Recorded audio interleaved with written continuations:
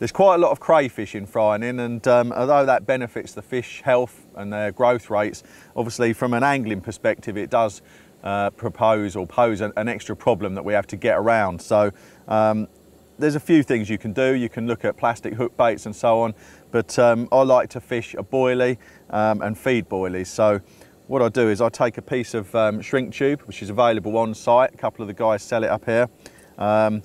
Take a mainline cell boilie. Again, it's a boilie that the carp love, but the crayfish don't seem to love quite as much. What I do is I just pop that in there like that, so that the shrink is sort of just covering it like so. Pop a baiting needle in, and then hold it over the kettle, and as you'll see, it gives you a nice, clear, hard coating, but the ends of the bait are still available to leak out flavour and sort of appear relatively natural. Not ideal, obviously, having plastic around your hook bait, but the guys get plenty of bites on these and the fish really don't seem to mind.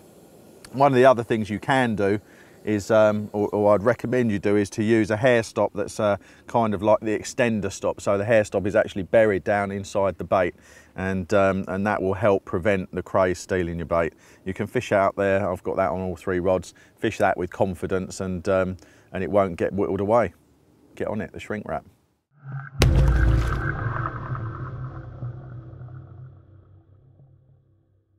Right, mate, obviously we touched on the fact that there are crays in here, and as a result you do need to bear this in mind when making your rigs, don't you? Definitely, mate. I mean, we've both got our own sort of little favourite presentation, but they both take into account combating the cray problem, don't they? And I think one of the first things that I would recommend to anybody who's coming to fish here, or if they're fishing anywhere that's full of crayfish, is avoid pop-ups. I've done a few tests years ago on a walk out in the Cotswolds and put some bait down, and if you put a pop-up rig in the middle of your boilies, from the crayfish's point of view, it's there asking for it, and they go straight and they'll nail it instantly every time. So I prefer to play the numbers game and fish hook bait exactly the same as my other baits. So I just fish a cell bait out of the bag, and I play the numbers game, and I try and put in enough to combat the crays and buy myself time. And that, on top of that, really is just using a short, stiff little rig that can't go wrong, something that will reset itself. I didn't think I'd be able to use mono when I first came on here. I thought the crays would crimp it up, but I've not had one instance of that, which has surprised me. So a short little stiff rig that resets itself, that they can't really mess up, supple hair, a shrink wrap bottom bait, which buys you a lot more time. That is pretty much essential, and that's it really. Nice and simple, no tangle, and again, it's not popped up and it doesn't have putty on it anywhere. As you know, and you know, the one thing that they like eating more than boilies and pellets is tungsten putty, isn't it? I don't know why. So again, guys, if you're fishing any kind of balance bait or use putty, then you could wind in the morning to find you popped up off the lead instead of being balanced down, and that's too much of a risk in my opinion. Definitely. So, something I've done to combat that is to use the lead from the lead core.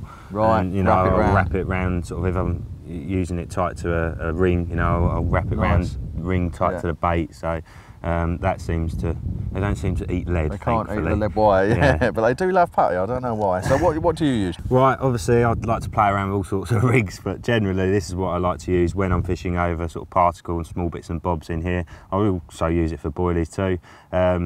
It's 20 pound fluorocarbon and a really small, soft, supple section. Right. Just a really tiny bit, and that obviously allows the hook to turn and flip, and basically whatever way the fish approaches it from and sucks it in from, that should do its job, you know, and find its home in the bottom of a carp's mouth. Worth pointing out, obviously, same as my rig, with barbless hook rule in effect here, guys. So either use a barbless hook or crush the barb right down using pliers. And that's another reason why I like the shrink tube, you know, that little curvature in there. I find it helps sort of grip round there, you know, and they shake, and it's sort of pushing against itself. Yeah. And obviously they bolt off, and that's when you're into them, hopefully. A couple of other little things with the plastic. Crays will sit there and play with it regardless of the fact that there's no food value there.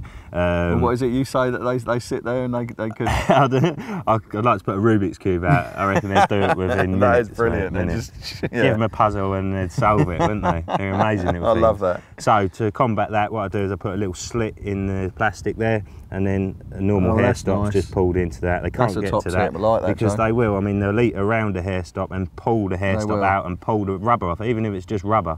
And for that reason, I like to put a couple of knots in my hair too, and that grips the bait on the hair more and stops them being able to slide it down Lovely. easily. But yeah, again, pretty simple. Another rig I like to use on here a fair bit is chod rig. You know, I know you said you don't really like pop-ups, but I've found that, you know, a single hook bait approach, if you see a fish show, Oh, absolutely, obviously yeah. it presents Worth having that in itself your armoury. fantastically. Would you fish that with a boilie or a plastic bait, or? Normally a pop-up, yeah, an actual pop-up, and then I'll Right. give it a little bit of shrink wrap just Right. to Okay. secure that. But yeah, again, you know, I've caught on sort of a few different rigs in here, so it is worth chopping and changing, but I wouldn't get too fandango-y, would you? No, definitely not, no, because they will mess it up. I think it's also worth pointing out that, you know, in terms of avoiding crays, certainly I would say, I mean, we can't use nuts because they're not allowed here, so they're out of the equation, but using a hook bait that's going to last a long time, but using it over a feed that, I mean, my preference is I avoid fish meal boilies and I avoid pellets.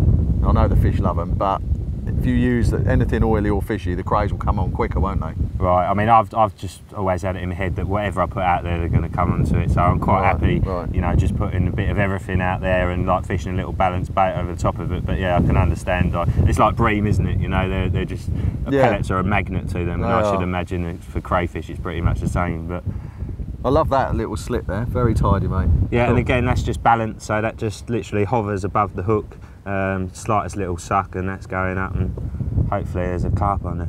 Very nice. The purple stuff's actually scented, that's sweet plum stuff from Enterprise, so it just gives it an extra little bit of scent, doesn't it? Do you think it's important to have flavoured plastic? Would you Not be confident really. I mean, having no flavour yeah, at all? generally in the past I've used unflavoured plastic over my spod bits, and Right. I think it almost gives you an edge in some situations, but here I just want a little bit of scent there for them carp to home in on. Very nice, mate. Well, there you go. There's two different types of presentation, guys, that you can use with confidence. They've both caught big carp out of it, haven't they? So, yeah. So, excellent. Good work.